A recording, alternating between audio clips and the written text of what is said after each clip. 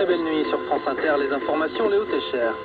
Les débats sur les contrôles frontaliers relancés en France après la fin de cavale de Anis Amri. Le djihadiste du marché de Noël de Berlin est mort à Milan hier matin après qu'un banal contrôle d'identité ait mal tourné.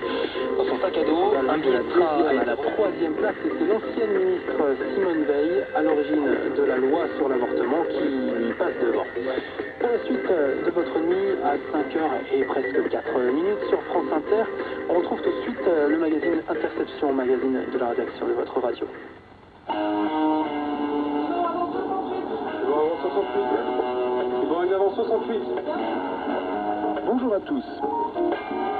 Le fleuron de la flotte française, le porte-avions à propulsion nucléaire Charles de Gaulle, vient de terminer une mission de 3 mois et demi en Méditerranée orientale. Intégré au dispositif allié de lutte contre l'organisation État islamique, ces 24 chasseurs bombardiers Rafale peuvent porter l'arme nucléaire pour multiplier les opérations au-dessus de l'Irak et de la Syrie. Mais pendant 18 mois, le temps d'une grande révision, avec des maximales comprises entre 7 et 10 degrés dans le nord-est, entre 10 et 15 degrés ailleurs, et jusqu'à 17 ou 18 degrés dans le sud. Ce soir sur France Inter, à partir de 20h... Mais la bûche! Qu'est-ce qui se charge de la bûche? Le rendez-vous d'Aline. Oui, on a rendez-vous. Spécial Noël. Une fois n'est pas coutume, ce 24 décembre, c'est Maman Noël qui vous ouvre sa hotte. Et croyez-moi, ça va être chaud. Aline Afanoukoé. 4 heures de direct à ne pas manquer avec diffusion de live inédits, The Pixies, Brian Ferry, New Order, Anderson .Paak et des invités à ne pas manquer en live and direct. Et peut-être même des blind tests, ouais. Attends, quand même, faut que je vois parce que je fais passer la dinde, je fais le couscous. Le rendez-vous d'Aline, spécial Noël, ce soir sur France Inter. N'hésitez pas, hein, si vous avez un peu de rab, on prend tout, la bûche de Noël. À partir de 20h. C'est bientôt, donc à tout à l'heure Aline, mais tout de suite Clara Dupont-Mono avec la Muse-Bouche. Merci, prochaines infos à 20h.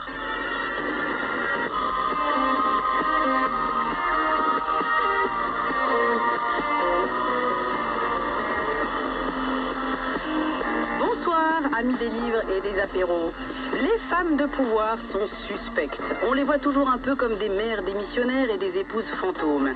Qui va garder les enfants? Avait demandé Laurent Fabius en 2006, quand Ségolène Royal devint candidate à l'élection présidentielle. Comment va Monsieur Merkel? S'il y en a un, s'interroge-t-on en sourdine. Et puis, pourquoi Hillary Clinton est-elle restée avec son mari alors qu'elle fut cocu en mondio-vidéo? Bref, qu'il s'agisse de ces enfants... In Philippines, it's just the money that loved ones send back. There is a really big, huge sense of family in that community. I mean, my best friend is actually ironically Filipino, and I know that they do it, and it's just expected. I mean, for me, I'm like, but why do you spend half of your, send them half of your savings to them? And it's just like, this is how we are. We bring each other up. It's just family. Yeah, that's true. Even if you're starting to hate it, you still do it. Like around the holidays, it's especially difficult because I have to send like 20 presents back home. Now, Sahar, have a listen to this. Il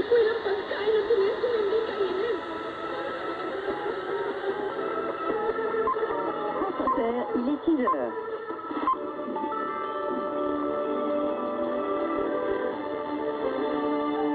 Le journal, Damien Triomphe, bonjour. Bonjour Patricia, bonjour à tous. On prend la mer pour ce dimanche de Noël. Avec le Vendée Globe, Armel Leclerc est toujours en tête de cette 8e édition. Là, il se trouvait dans l'Atlantique, au sud de la Franquise. Hier, il y a eu un dixième abandon. On peut toutefois espérer quelques éclaircies du côté de l'Auvergne et de la région lyonnaise jusqu'en Alsace. Et pour finir sur une note positive, le soleil est toujours bien présent sur les reliefs des Pyrénées et des Alpes et autour de la Grande Bleue. Le dimanche sur France Inter à partir de 21h. Autant on emporte l'histoire. Stéphanie Duncan. Le 12 mars 1938, vous ouvrez un œil France Inter, il est 7h30.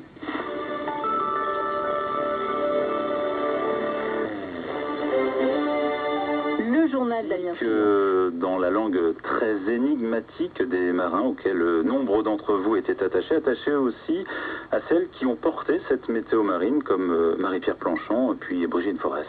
Pour les zones de l'Atlantique et de la mer du Nord, coup de vent, un fort coup de vent en cours prévu pour Tyne, Dogger, Humber, Tamise, Finistéré, Irish, Rocol, Malines et Hébride. C'est un exercice particulier, le fait de donner un bulletin de météo marine. C'est un bulletin qui est donné sans article, sans verbe, d'une manière très technique. Cyclone 2036 hectopascales centré à 700 000 à l'ouest. Ça s'adresse à des marins, ça s'adresse à des plaisanciers, des gens qui connaissent la mer, donc pas forcément aux tout venants. Il y avait une utilité, on dit pour les marins, mais on a l'impression que ça ne touchait pas que les marins. C'est vrai que ça s'adressait pas uniquement aux marins. Il y a des personnes qui nous écrivaient, qui nous disaient aimer la mélodie des mots. Alors il y a des termes un peu poétiques comme banc de brume par exemple ou brise côtière. C'est vrai que c'est des termes un peu poétiques, ça les faisait rêver. Je me souviens d'un écrivain, il nous a avoué avoir imaginé que les termes utilisés étaient en fait des termes codés et qu'il y avait probablement un double langage. Laden, Tyne, Dogger, Fisher et German, vent d'ouest force 7 à 8, atteignant 9 ce soir.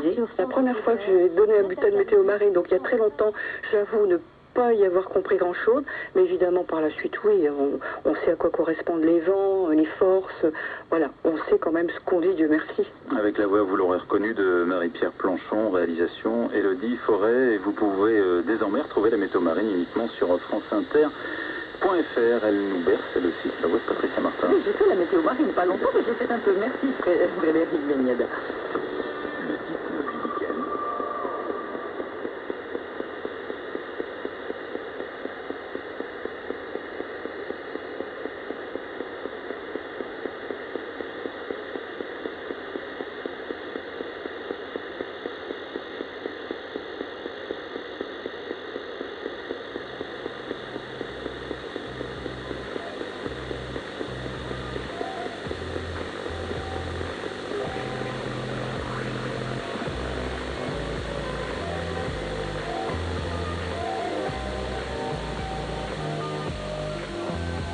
Merci Brigitte Passion, passez une très belle nuit en notre compagnie sur France Inter. Dans quelques minutes, les nuits musicales d'Inter et pour ces fêtes de fin d'année, c'est un programme pensé pour vous aux couleurs de Noël.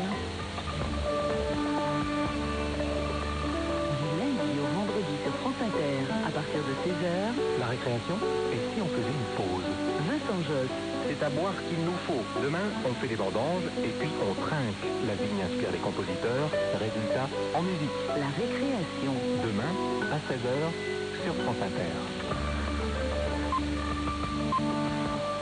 Vous écoutez France Inter, il est minuit.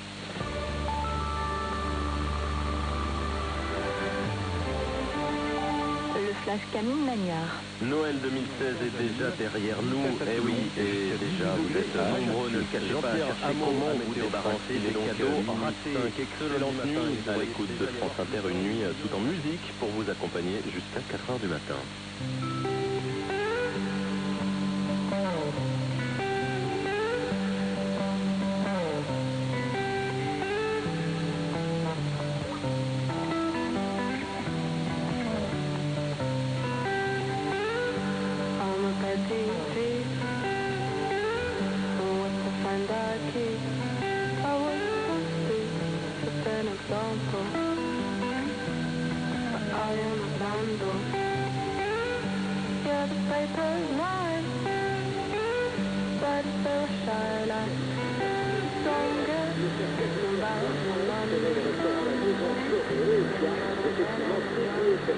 Le Tournego Rossini au compositeur qui lui-même d'ailleurs fut auteur d'un livre de cuisine car il avait inventé différentes recettes lui-même, le compositeur Rossini. Il était très amateur de pain et peut-être qu'il est séduisé et par la musique et par le...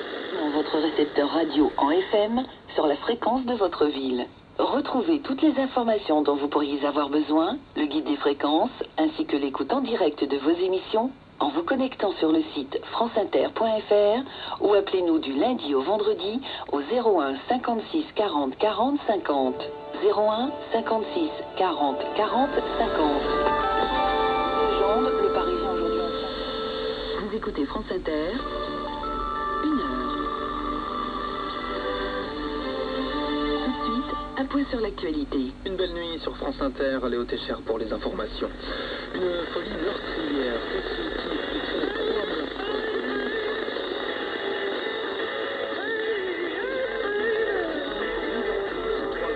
Qui joue demain. Bientôt 1h03 23 minutes sur France Inter. Tout de suite, c'est le retour de nos nuits musicales pour cette fin d'année. Le meilleur de 2016, c'est par exemple Louise Attaque avec le temps.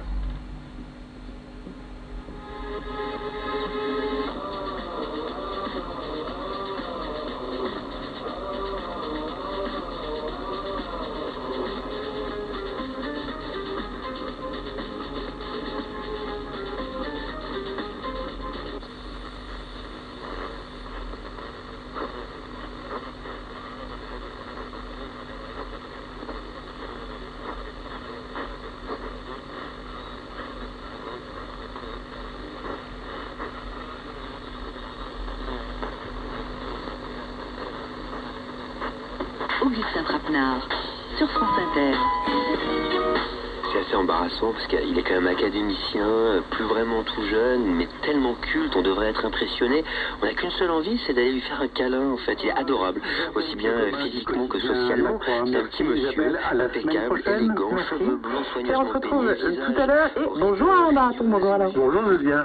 Alors un cadeau à mettre sous le sapin, en tout cas c'est la plante la plus vendue à Noël, c'est le poinsettia. Eh oui, une plante connue de tous qui offre des bractées ou des pièces florales. Si vous préférez, pour ceux qui ne connaissent pas vraiment la plante, elle présente des feuilles le plus souvent en rouge, mais il en existe aussi des roses et des blancs crème. Enfin, quand je dis des feuilles, donc des pièces florales. Le poinsettia ou poinsettia, moi j'ai tendance à dire le poinsettia, mais j'ai jamais vraiment su s'il fallait dire tia ou sia d'ailleurs. Eh bien, vous l'avez dit, est la plante d'intérieur la plus vendue et pas seulement pendant les fêtes. Mais d'abord, vous deviez pas m'en apporter une pour aujourd'hui? Mais c'est fait. Elle est au bureau, elle m'attend, c'est ça? Elle est au bureau, elle est en place, et moi je suis certain que Patricia Martin ne vous la volera pas. Un message de Pierre-Louis, j'ai reçu en cadeau un bonsaï, faudra-t-il que je le rempote, et si oui, quand?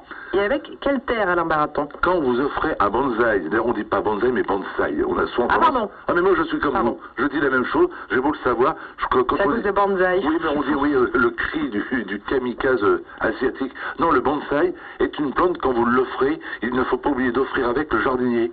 Parce qu'il y a quantité de bonsaï... Pardon, je vous coupe, mais est-ce que vous diriez que c'est comme les animaux, ça s'offre pas à Noël des plantes? Si, on peut les offrir parce que quantité de ceux qui nous écoutent ont la main verte, sauf que le bonsaï, c'est une philosophie.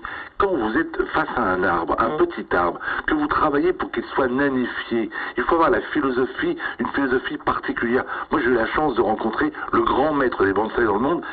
Il était en charge de la collection des plantes de l'empereur du Japon. Et c'est lui-même qui m'a expliqué qu'avant de couper, de tailler un bonsaï, on doit fermer les yeux, on doit faire le vide au fond de soi, et quand on ouvre les yeux, c'est pas l'arbre qui est petit, c'est vous qui êtes un géant. Quand vous avez donc compris cette philosophie, vous avez tout compris. Un bonsaï, c'est un état d'esprit, une manière de faire. Si on ne sait pas cultiver un bonsaï, il faut apprendre avant de devenir propriétaire. Eh bien, merci beaucoup, Alain Baraton. Voilà, on sait tout. Je vous souhaite un bon réveillon. À vous aussi, soyez sage et raisonnable. Mais je vais tenter, je ferai comme vous. Et on vérifiera demain matin. Ça marche. À demain, Alain. Ciao. Le 6-9 du week-end sur France Inter. Séance tenante. Bonjour Laurent Delmas. Bonjour Julia. Alors votre prescription ciné de la semaine, c'est le dernier Marco Bellucci. Oui, vraiment pas de soucis pour l'instant. En tout cas, on roule très bien aussi bien à Paris qu'en région. Attention simplement aux conditions météo. On a pas mal de routes givrées ce matin et des brouillards très denses par endroits.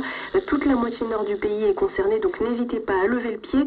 Enfin, un mot des transports en commun parisiens. Si vous comptez sortir faire la fête ce soir, sachez qu'il y aura bien des bus, des RER et des métros en circulation toute la nuit et ils seront gratuits de 17h jusqu'à demain midi. France Inter, il est 7h30.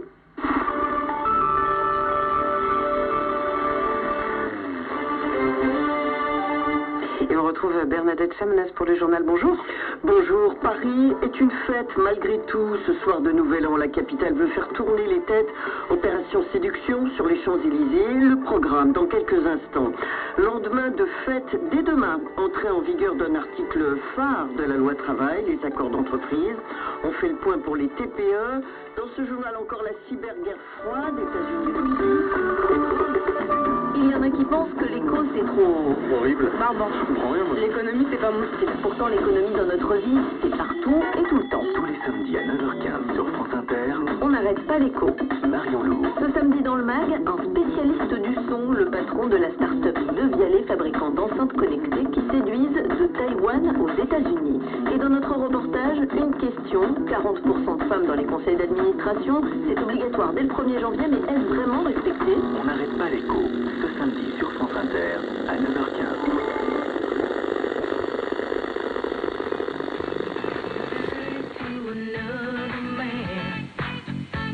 Called you on the phone, no one's home.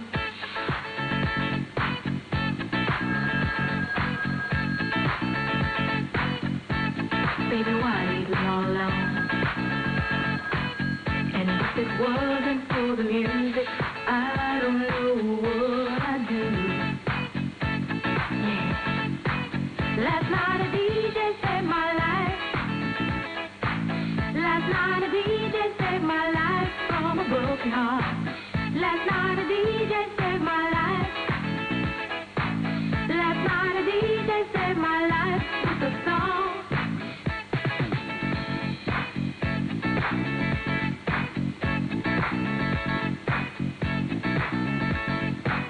You know I hopped into my car, didn't get very far, no.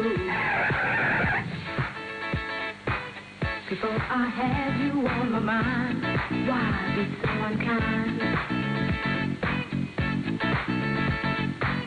You've got your women all around this town. Et merci à Mélanie Bauer. On se retrouve l'année prochaine, c'est-à-dire dans quelques minutes pour la suite de Back to Back.